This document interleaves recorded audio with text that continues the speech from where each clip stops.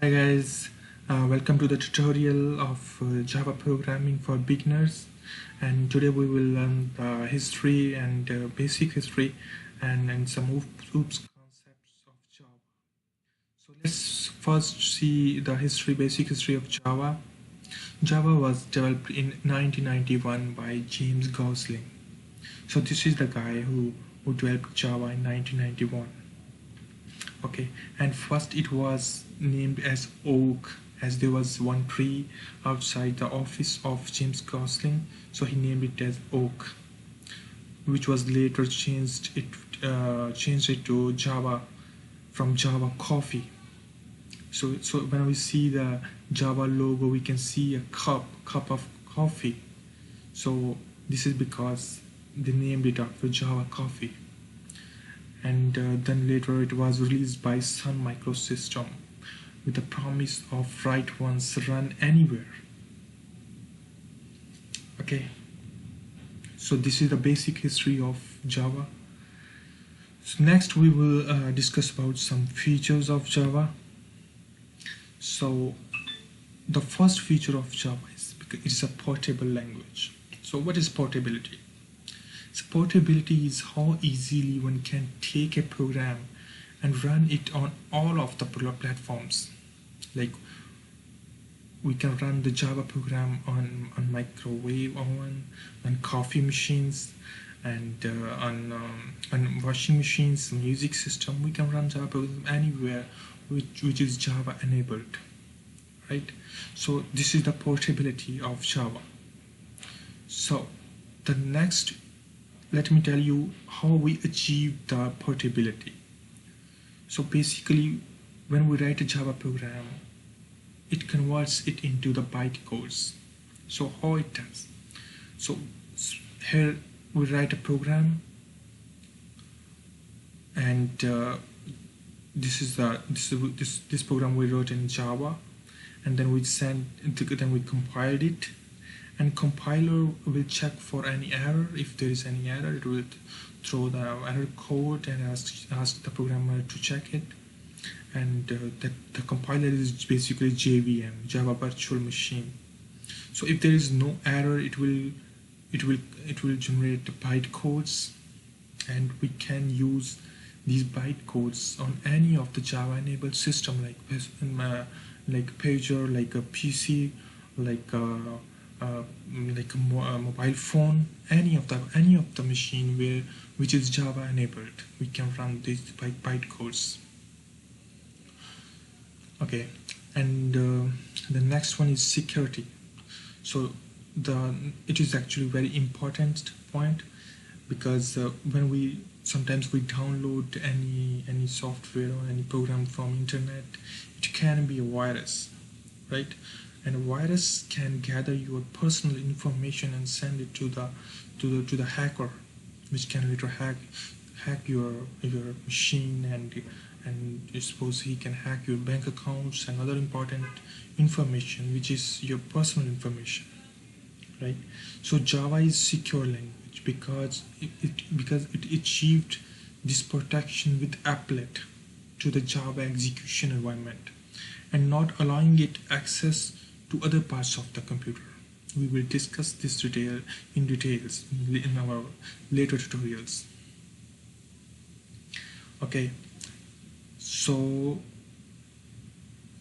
these are the basic features of the Java programming. So next is object-oriented programming. We will discuss some basic concepts of object-oriented programming, because Java is object-oriented programming.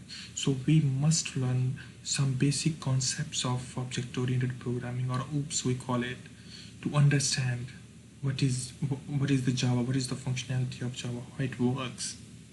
So basically, in this tutorial, we will discuss the object-oriented programming concepts from our real life examples. So what is an object? So see, object means a real world entity, such as anything you can see in your house or anywhere around. It can be an object. Like a table in your house, it is an object. Car is an object. Pen, clock, cycle, a person is an object. These are the objects. So if you see anything in your house, it could be an object. So right now we will just discussing it from real life examples, and for programming language perspective we will discuss it later. Okay, and the next is class. See, class is totally opposite to the object, because it is a logical entity, not a real life entity, and we call it it's a blueprint of an object. Like here in this example, which will help you understand exactly what class means, is a blueprint of car. So there was a blueprint of car, and companies made objects from this blueprint, like Mercedes and BMW and Audi. This is a sedan car blueprint. So these Mercedes, BMW, Audi car companies made sedan models. Okay, so basically an object, and a class is the blueprint of an object. Like you go into class of students, you can see that all the students sitting in the class can be an object. Okay, let's see some more example. Like you can see this is a sedan car blueprint, and these are the different objects. This is a Honda Accord sedan. Okay, this is a Camry. This is Civic, but all are sedan.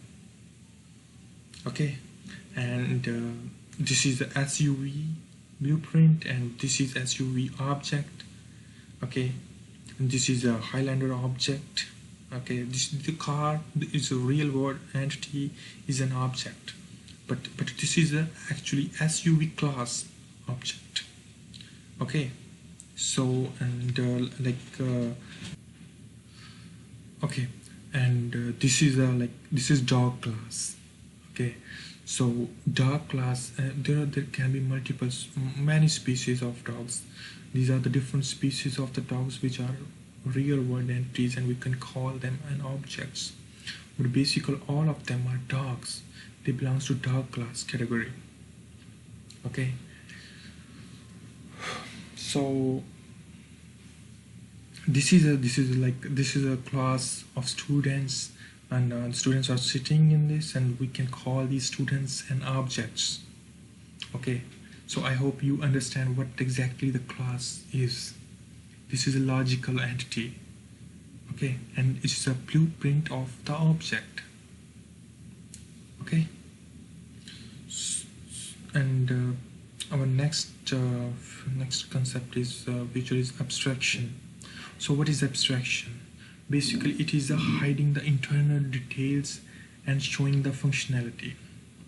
Okay, when you drive the car, you know how to drive the car. You don't know how exactly it is working inside the engine.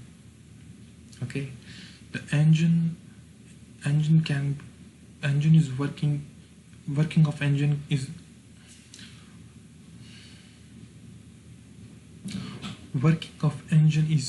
hidden from you. You don't know how it is working. Okay, like you press the button in the car and it starts the air conditioner, but you don't know internally how it is working. You press the button and it starts the music. You don't know how it is working. You don't need to know that. You just need to know how to drive the car. Okay, so this is the hiding of this detail is called abstraction. Okay, this is one more example. Like this man goes to ATM to withdraw some money.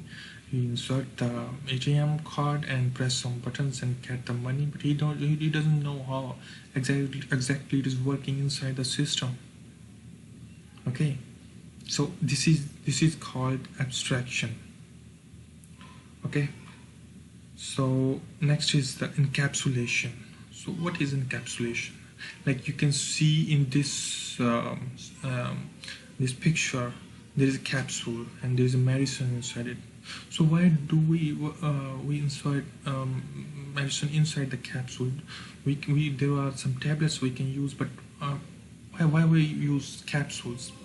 This is because the medicine can react with the external environment like oxygen, like humidity.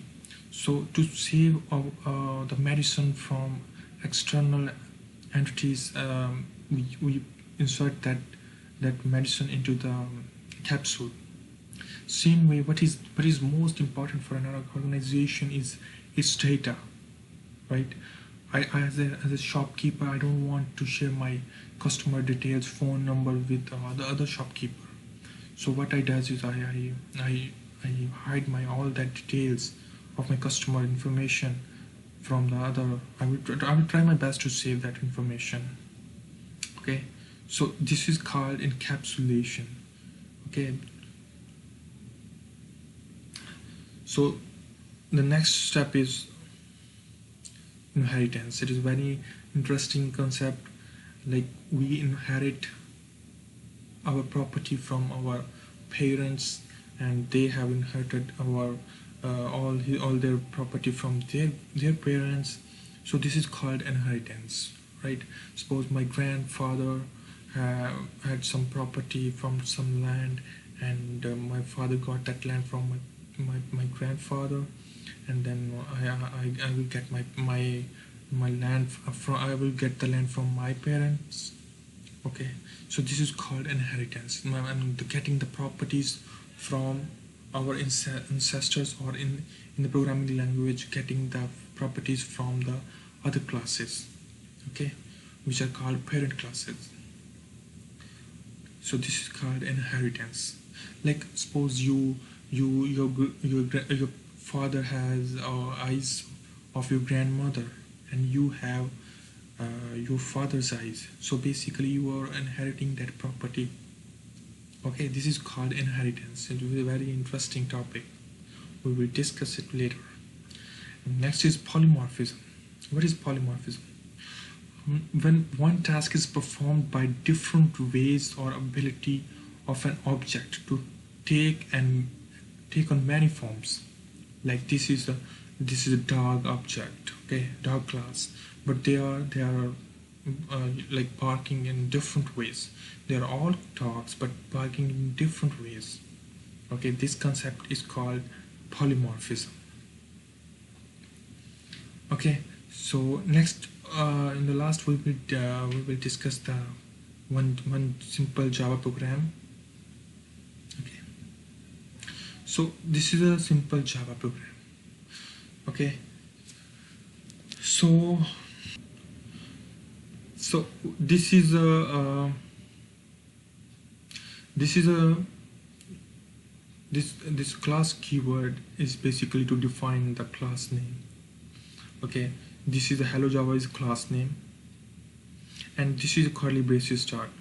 So everything we write in Java, it will be in the class will be within the curly braces. Here it is starting, and here it is stopping, closing. Okay, so the next I let me tell you one thing, that it now at this point of time it will be very difficult for you to understand about this program and these keywords, but we will discuss these keywords and program in details in our next tutorials. Okay, so this is the string public static void main. So this tells us the start of the main method. Every Java program has a main method, okay, and at least one main method and one class. Okay, so when we execute Java program, it will start from running the main method. Main method, that's why main method is very important.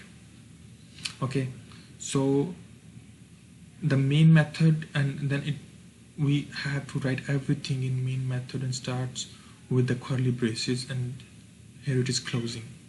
So what we need exactly, what we want to do here in the program, we just wanted to print the hello Java on our computer.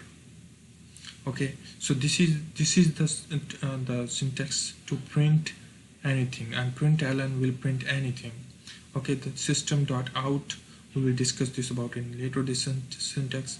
And this is the semicolon. Every statement, it means the statement is ending here. So every statement we want to end, it will we have to mention the semicolon. So let's see how we will run this program. This program, first of all, we write this program here.